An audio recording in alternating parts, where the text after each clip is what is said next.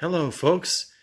It's your favorite vlogger, Richard Mabey here, and I wanted to talk today about something that's on the news a lot, and a lot of the politicians, at least here in Florida, are debating about and that kind of thing.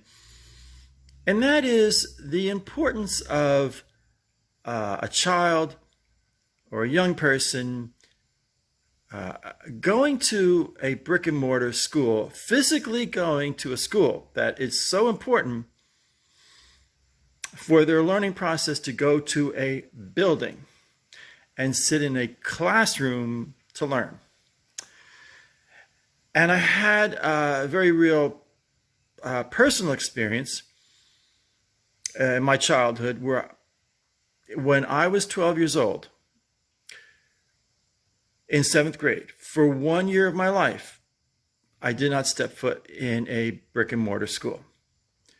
And I had a severe case of rheumatic fever. I had 3 long stay visits. Visits not quite the word, but 3 long-term stays in the Barnett Hospital in Patterson. And I had a tutor. I didn't have a tutor for history and a tutor for math and a tutor for English. I had one tutor. And she had been a grade school tutor. I mean, she had good intentions, but she was a grade school tutor, not a middle school tutor. So it was the usual history and math and science and English composition and a couple of other things, I guess. And so I had strict bed rest, and I studied all of these subjects on my own. I had the books, I read them. In the back of at the back of each chapter of the math book, they would have problems, and I would do the problems on my own. Do the history at the end of each chapter in the history class chapter. There'd be these questions, and I'd answer them myself without looking in the book. So at any rate, it comes June of 1966.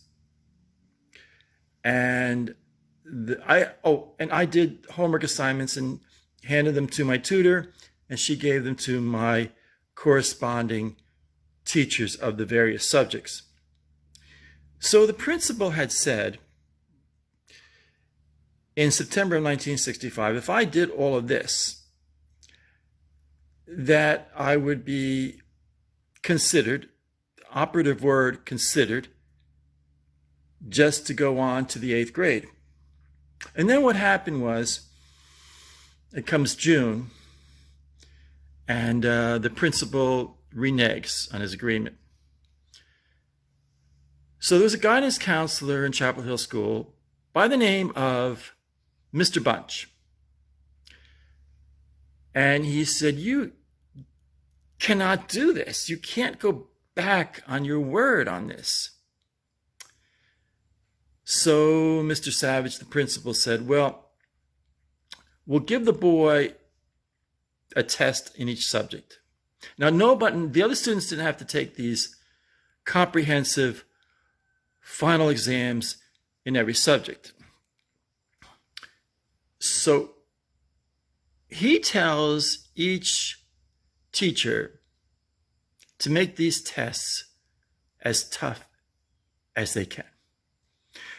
And Mr. Savage says to my mom and dad, in order for Richie to get into 8th grade, he has to get at least a 70 percentile on every test. If he gets a 69 on even one test, we're going to keep him back. And I had, I'm going to put it on hold for 1 second here. Welcome to part 2 of today's segment. I think I'll perhaps call my vlog Richard Mabey Presents. I'll have to think about that. At any rate, I'm going to try to learn had to merge the video segments into one. I can't guarantee it, but I'm going to try to figure out how to do that. At any rate, I get the test. Now, the first three of the tests, and I think one of them was math. I'm positive one of them was math. I took at the hospital, in my hospital bed, at the Barnett Hospital in Paterson, New Jersey. So I know I took math in the hospital, the math test. And it was history and English composition. I took three of the tests in the hospital. And they timed it, and the tutor came and timed it and make sure I wasn't cheating and all that kind of thing. So anyway, my cardiologist comes in while I'm taking one of the tests. And he asks my tutor, what is going on? And the tutor says, well, we're giving Richie a test, a final exam. Well, that went over like a lead balloon for my cardiologist. So he said, no more tests until Richie gets out of the hospital and home. Then you give him tests. But right now, I don't want him stressed out with these tests. So the tutor goes back to the principal, and the principal says, well, that's it. We're going to keep Richie back. We're going to make him do 7th grade over again. Well, not that I ever attended, but I mean, I did all the work. So once again, Mr. Bunch stands up for me, and he says, you've got a good student here. You just can't do that. So I get home, it was a week later or 2 weeks later, from the Barnett Hospital in Paterson. And they give me, I think it was 6 other tests, whatever the subjects were, history, English composition, geography, whatever it was.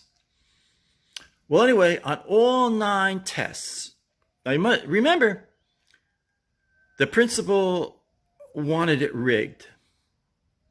And so it was not in my favor. And he told the teachers, because one of the teachers told me this, the principal said, make the tests as tough as you can for Richie. I blew them out of the water. I did not get below a 90 on any of those tests. And they did not, the teachers and the principal did not like that at all.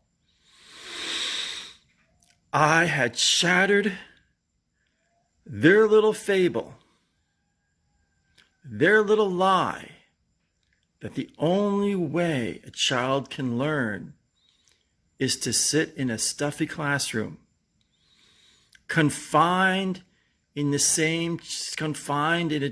desk and chair, with someone standing in front of them with chalk and a blackboard.